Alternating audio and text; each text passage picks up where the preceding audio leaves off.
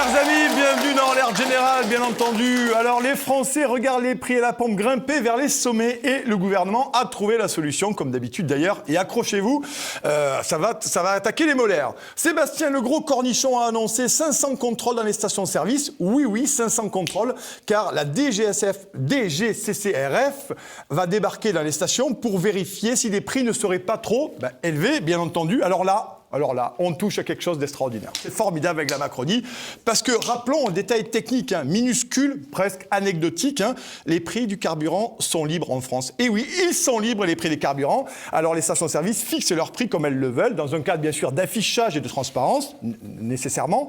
Alors, mais si mon pompiste veut mettre le litre à 14 €, en réalité, il le peut. Donc la DGCCRF va faire quoi? Va contrôler quoi exactement? Alors, est-ce qu'ils vont recompter les M&M's dans les sachets à la caisse? Est-ce qu'ils vont vérifier si l'emballage des Bounty est conforme à la directive européenne sur la noix de coco durable, ou peut-être faire des pyramides avec les sandwichs, vous savez, les sandwichs triangles sous vide pour vérifier la solidité de la mayonnaise industrielle? Non, parce que sur le carburant, en fait, les amis, ils ne peuvent rien contrôler.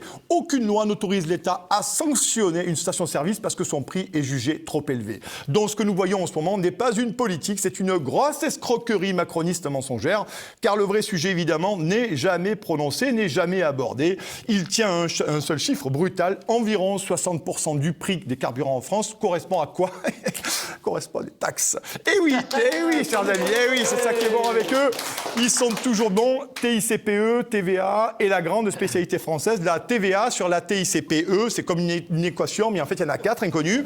Et oui, une taxe sur une taxe sur une autre taxe, c'est formidable, une invention fiscale que même les plus gros escrocs que porte cette terre n'ont même pas osé utiliser. Résultat, quand vous faites le plein, plus de la moitié de ce que vous payez ne sert pas à acheter du pétrole. Cela sert à financer l'État. Chaque plein est devenu en fait un prélèvement obligatoire liquide, une pompe fiscale.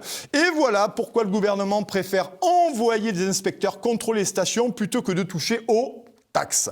Parce que ces taxes sont une machine à cash gigantesque. Et surtout parce que la vérité est très embarrassante, mais ça on le sait déjà, la France en fait est ruinée. Voilà, tout simplement. Donc l'État est accro à cette fiscalité.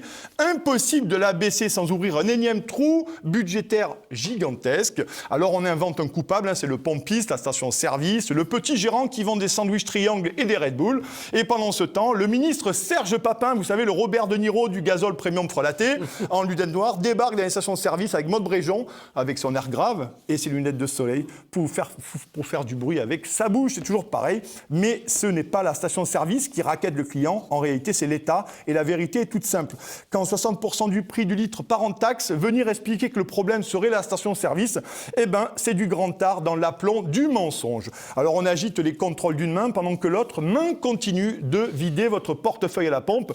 Et pendant que les Français comptent leurs euros pour remplir le réservoir, le gouvernement compte sur une chose, que personne ne regarde trop attentivement, qui tient réellement la pompe. Mais une chose est sûre, à force de raconter des histoires pareilles, on se persuade toujours un peu plus que ces gens sont vraiment nés avant la honte.